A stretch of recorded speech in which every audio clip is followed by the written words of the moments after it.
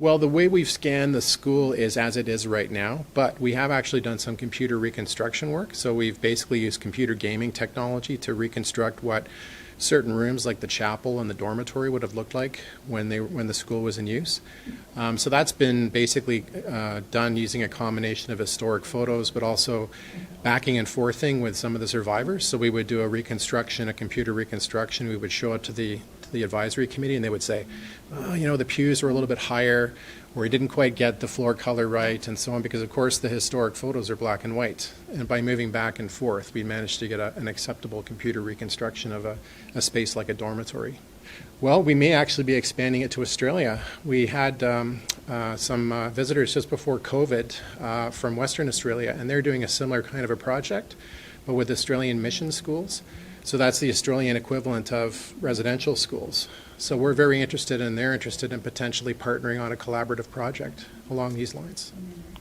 It had to be collaborative, beyond collaborative from the start. I mean, basically we started with a workshop about just before COVID, actually, where we invited communities from all over Alberta to come to the University of Calgary to discuss basically one of, one of the goals, which was to kind of how do we ensure that this history isn't forgotten. So all these different groups came together, and out of it came this plan to do this digital heritage preservation project of these surviving schools. And I would say that the communities themselves, they've guided and led the project from the start. The sad reality is that many, many people don't know about this history.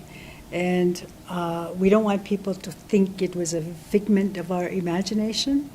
And why I thought it was important to preserve it digitally is because, to me, we cannot be destroying our own history. We've got to preserve it as a site of conscience, I would say. So to digitally preserve it, you're sharing it with many, many people. But the other important part of that is that not everybody gets to hear the stories. They might see the building, but the way we're doing it is that as people tour the college digitally, they can click on a room, and off to the side they can click on a story, because our storytellers are telling stories about different parts, even from the entranceway to the cafeteria to the chapel to the dormitories. They're telling their stories.